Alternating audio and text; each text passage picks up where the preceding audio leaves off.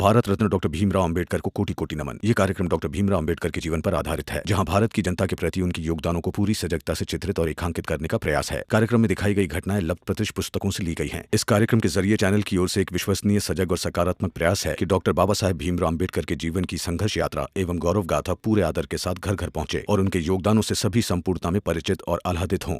हाँ, समय के साथ साथ मैंने ये भी महसूस किया कि कम उम्र में शादी करने से बचपन में ही हम जिम्मेदारियों का बोझ डाल देते हैं, और जो गलत है और जिसके हिमायती राजा राम मोहन राय और ज्योतिबा फुले रहे हैं। पुरुषोत्तम, अभी तुम्हारा बेटा दीपक बहुत ही छोटा है। अभी उसके खेलने कूदने के, पढ़ने लिखने के दिन है। यही तो मैं कब से समझा रही हूँ इन्हें कि अभी इसे पढ़ने देते हैं, सही समय आने पर कर देंगे शादी। मैं शादी के विरोध में नहीं हूँ, बस अभी सही समय नहीं है। रहो सब विरोध में, लेकिन एक बात याद रखना, मैं इसका विवाह करवा के रहूंगा। बेटा मेरा है, फैसला मैं करूंगा। चल दीपक। काका रुक जाइए। भीमराव, अच्छा नहीं होगा अगर हमारे मसले में कुछ बोला तो।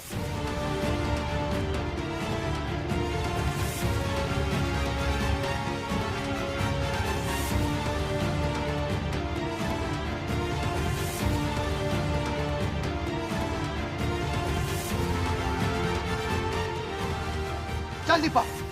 छोड़ दीजिए बाबा। चल चल। ये सिर्फ आपका मसला नहीं है, दीपक के भविष्य का सवाल है ये। भीम, तुम इस आदमी से बहस मत करो। मगर काके, उन्हें रोकना तो होगा ना। रमा, मैं हूं ना, मैं देखती हूँ।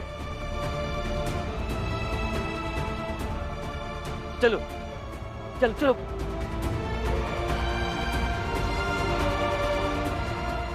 भीम बेटा,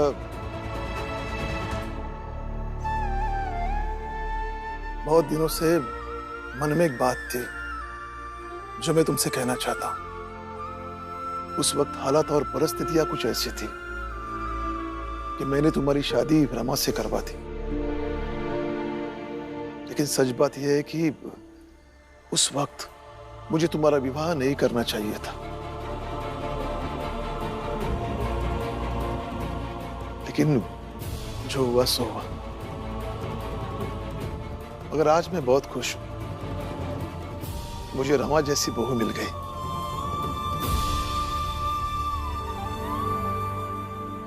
जाओ बेटा, आराम करो, कल सुबह देखते क्या होता है। जी।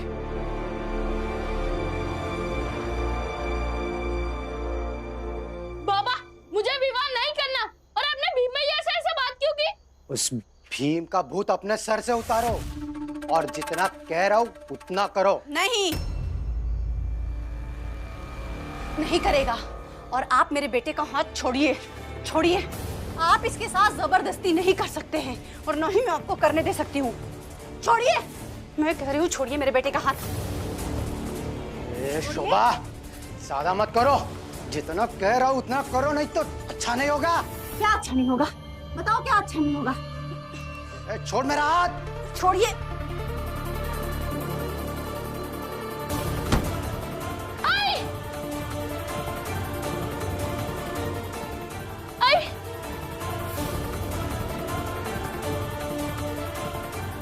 आप ठीक हो? हाँ बेटा, मैं ठीक हूँ।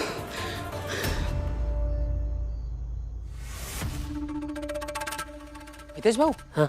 पुरुषोत्तम का देखो। हाँ? अरे पुरुषोत्तम, फिर भाग रहे हो क्या? इस बार भागूंगा नहीं, इस बार जो चाह है वो पूरा करूंगा। अच्छा, तो रुको। क्या बोले? इस बार भागूंगा नहीं, इस बार जो चाह है वो पूरा करूंगा। अच्छा, तो हम सब तुम्हारे साथ हैं। बिल्कुल। पुरुषोत्तम बाबू, पुरानी हर बात भूलकर तुम्हारा साथ देंगे। भूल जाएंगे कि जब से तुम इस चाल में लौट कर आए हो, तुमने हम सब के साथ कैसा बर्ताव किया है। बस एक बार हम सब पर विश्वास करके तो देखो। अरे वो भीमराव के खिलाफ तो हम पराये लोगन का साथ दिए हैं, और तुम तो फिर भी अपनों में रहे हो कपूर। और नहीं तो क्या? नहीं, अभी भी अपना ही हूं, यकीन करो। अच्छा, मिठाई खिलाते हो अपनी पत्नी को और अपने हमारे हैं? कैसी बात कर रहा है? अच्छा, तो फिर चलो दारू पिलाता हूं, जैसे पहले पीते थे। सच में? चलो चलो चलो चलो दारू पिएंगे एकदम चक्कर। बुआ, कितने अजीब एहसास है जीवन में, कितने अजीब अजीब लोग मिलते हैं। अभी देखो ना, वो दीपक के दोस्त जिन्होंने कल मेरे लिए अपनी कॉपियों के पन्ने ऐसे आसानी से फाड़ दिए। मैंने रोका तो कहा कि भीम भैया, आपकी जीत में हमें हिस्सेदारी चाहिए। और दूसरी तरफ ये पुरुषोत्तम काका और बाकी के लोग हैं जो चाहते ही नहीं है कि दीपक आगे बढ़े, बड़ा आदमी बने, बस उसकी शादी कराना चाहते हैं। भीम, तू इस बात की चिंता मत कर और परेशान भी मत हो। तू आराम कर बेटा।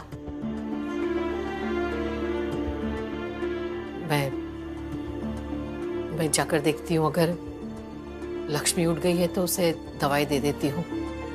क्या हुआ भाभी को? बुखार आया है। आती हूँ मैं।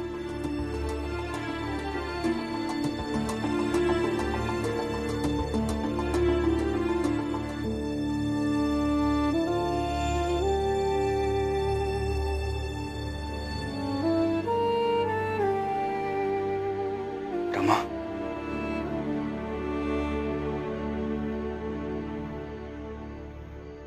एक और चिंता सता रही है मुझे।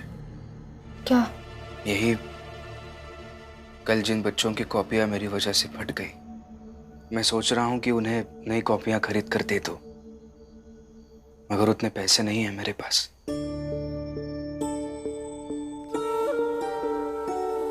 अब परेशान मत होइए, हो जाएगा सब। सब हो जाएगा? कैसे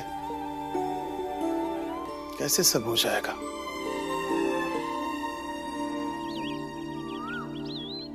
मेघनाथ जी, उस भीमराव ने 400 पन्ने लिखकर सवाल के शहर भर में बंटवाए हैं। सबने मजाक ही उड़ाया है। अरे वो है ही सिलाया, हर बार ऐसी उल्टी सीधी हरकतें करता रहता है। उसी में से कभी भाग्य से उसका कोई निशाना तुक्के पर लग जाता है तो उसे लगता है कि वो बहुत योग्य है। करने दो प्रयास, कुछ नहीं होना जाना। बस ये ध्यान रखिएगा कि किसी भी कीमत पर वो भीमराव हमारे ऑफिस में घुसना नहीं चाहिए।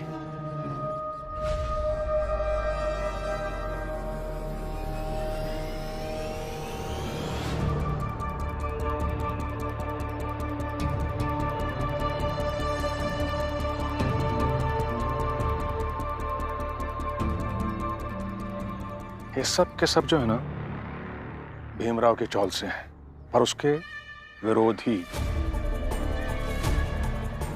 भीमराव को नौकरी मिलेगी या नहीं मिलेगी, इसका संबंध इन सब से है।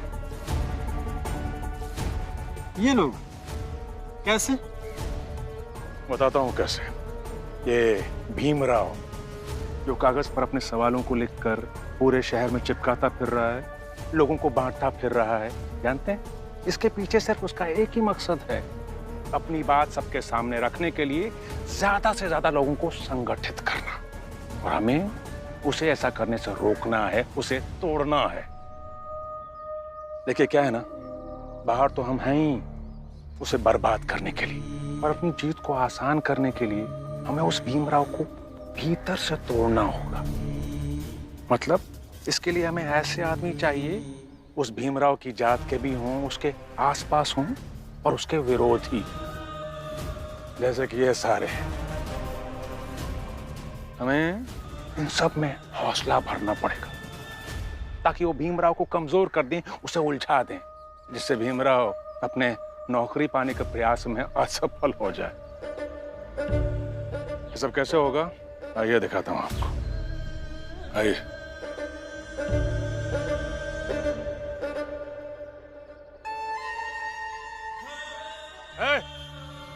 उठो रे, हितेश, देखो, उठ, मनोहर,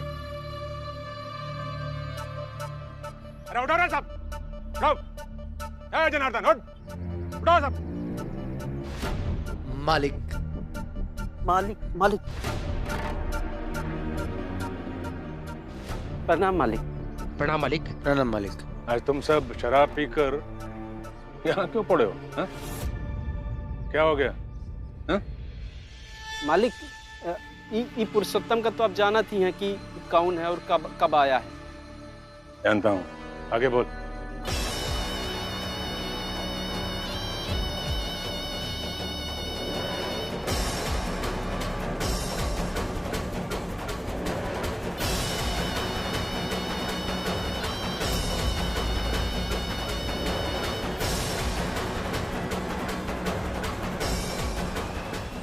अच्छा, ये बात।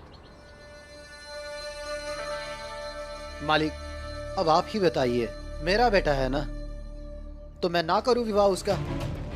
ये भीमराव होता कौन है तय करने वाला कि मेरा बेटा कैसे जिएगा, कैसे रहेगा? और जब आप लोग कुछ करते हैं तो भीमराव को लगता है कि आप उसकी स्वतंत्रता और हक उससे छीन रहे हैं,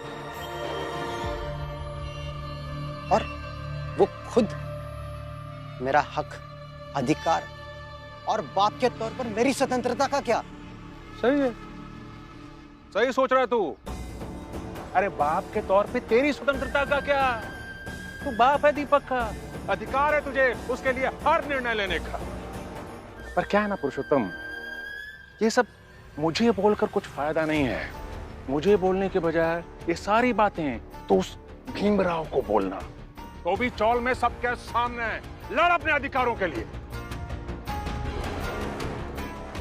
और सुन, ये सब करते हुए ना ये भी पता करता रहे कि वो भीमराव अपने हक और स्वतंत्रता की लड़ाई कैसे लड़ता है और कैसे जीतता है। तू भी उसी तरह से लड़ और जीत, समझ गया? पुरुषोत्तम सही कह रहे हैं मालिक, और जैसा कह रहे हैं वैसा ही करना। हाँ मालिक। अगर ये लड़ाई तुम अच्छे से जीत गए तो शराब की दावत हम देंगे तुम सबको। सुना ना तुम सबने क्या कहा मैनेजर साहब ने? अगर तुम सब जीते, ये पुरुषोत्तम जीता अपने अधिकारों की लड़ाई, और तुम सब ने उसमें इसका साथ दिया ना, तो तुम सबको मुफ्त की शराब इनकी तरफ से। तो पुरुषोत्तम, सोचने में समय मत गवा। अरे ये तेरा हक है, अधिकार है तेरा। अगर मैं तेरी जगह होता ना तो उस भीमराव को उखाड़ फेंकता। तो भी लड़, हम साथ हैं तेरे। हा? अपनी ये लड़ाई अभी इसी समय से शुरू कर दे। चल चल चल चल चल चलो। प्रणाम मालिक। प्रणाम मालिक। चल चलो पुरुषोत्तम।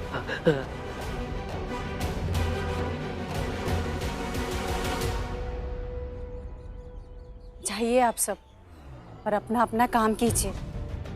अगर वो भाग भी गए होंगे ना तो मुझे कोई दिक्कत नहीं है। लौट कर आए तो भला, और नहीं लौट कर आए तो भला। और अच्छा होना है। ऐसे कैसे नहीं आऊंगा? हक और न्याय की लड़ाई छोड़कर भाग थोड़ी जाऊंगा। चले जाओ यहाँ से। कल आप मेरी आई को धक्का देकर गए थे। अरे क्या कर रहे हैं आप? पागल हो गए हैं क्या? अधिकार की लड़ाई लड़ रहा हूं। अधिकार है मेरा अपने बेटे पर। न्याय की लड़ाई लड़ रहा हूं, और न्याय ये है कि ये मेरी बात माने, और इस हक और न्याय की लड़ाई में मैं ये उम्मीद करता हूं कि भीमराव मेरा साथ देगा, क्योंकि बाहर जाकर यही लड़ाई तो वो लड़ता है। देखिए पुरुषोत्तम काका, आप चीजों को गलत तरीके से पेश मत कीजिए। तो ठीक है, मैं धरना दूंगा, जैसे तुम धरना देकर अपनी बात मनवाते हो ना, तो अब मैं अपने बेटे का बाप धरना दूंगा ताकि तुम मेरी बात मान सको और मेरे बेटे को मना सको कि वो मेरी बात माने।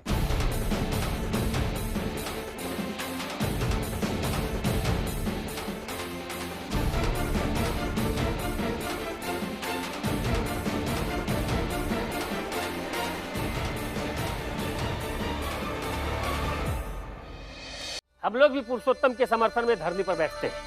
चलो। सही है, चलो जनार्दन।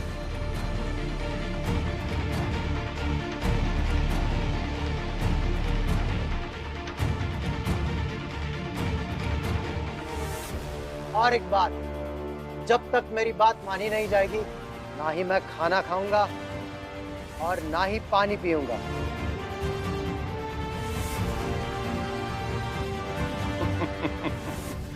देखा ना मैनेजर साहब, मैंने उस भीमराव को कैसे बुरी तरह से उलझा कर रख दिया। अरे वो भीमराव आज तक सिर्फ नौकरी की लड़ाई लड़ रहा था, आज से उसके चौल में एक नई लड़ाई शुरू हो जाएगी। और उसको ये पता भी नहीं चलेगा कि ये सारी योजना आपकी थी। अब दोनों लड़ाइयों में उलझकर उसका नौकरी का सपना तो चकनाचूर हो जाएगा। बस उसकी हार का ये सिलसिला ऐसे ही लगातार चलता रहना तो उसका मनोबल बुरी तरह से टूट जाएगा और वो भीमराव अपने ही आदर्शों के बोझ तले दब कर रह जाएगा। और ये जो समाज को बदलने की उसकी आस है, वो हमेशा हमेशा के लिए खत्म। देखिए, ये आप लोगों का धरना नहीं है, ये फालतू की जिद है।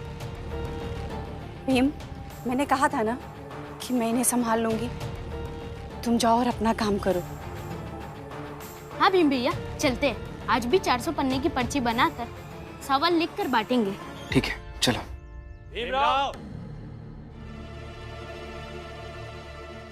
भीमराव, भीमराव। अरे आप सब, क्या हुआ? भीमराव, मैं मानता हूं कि हमने तुम्हारे कहने पर ही अपने बच्चों को स्कूल भेजना शुरू किया। उसमें इतनी मुश्किल से पैसे जुड़ते हैं, ये बात छुपी नहीं है। उसमें हमारे बच्चों की कॉपी के पन्ने फटे हैं, तो हम क्या करें? भीमराव, तुम्हारी इस लड़ाई से हम सहमत हैं, लेकिन इस लड़ाई के लिए हम अपने बच्चों के कॉपी के पन्ने नहीं दे सकते।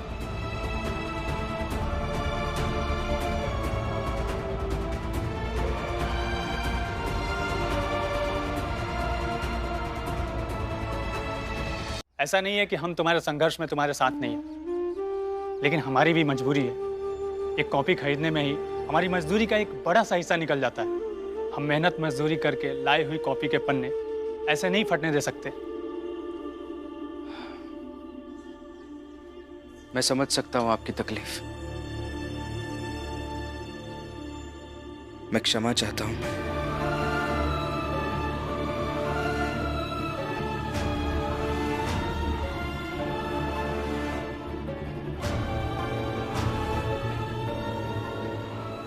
आप क्षमा क्यों मांग रहे हैं? आप बताइए ना इन्हें कि आप इस बात पर कल रात से सोच रहे हैं और आप इसे कर्ज मानते हैं और आप इस कर्ज को चुकाने वाले हैं। हाँ, वो सब ठीक है रमा, लेकिन ये लोग गलत तो नहीं कह रहे हैं ना? ये अपनी जगह सही है। आप सब चिंता मत कीजिए, मैं आपके बच्चों को नई कॉपियां खरीद कर दे दूंगा। आप निश्चिंत होकर जाइए। ठीक है भीमराव।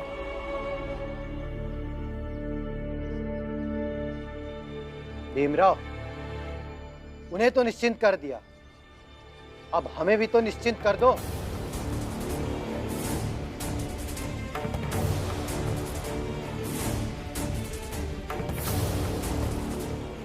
धरने पर बैठे हो ना, तो दो धरना। भीम का रास्ता बताकर धरना देना चाहते हो तो चुपचाप से दो। भीम के रास्ते की तकलीफ को झेलो और उससे उसको क्या पीड़ा होती है वो महसूस करो। हाँ बाबा, आप हमेशा भीम भैया के खिलाफ बोलते हैं। आज आप कुछ समय भीम भैया की तरह रह के देखिए।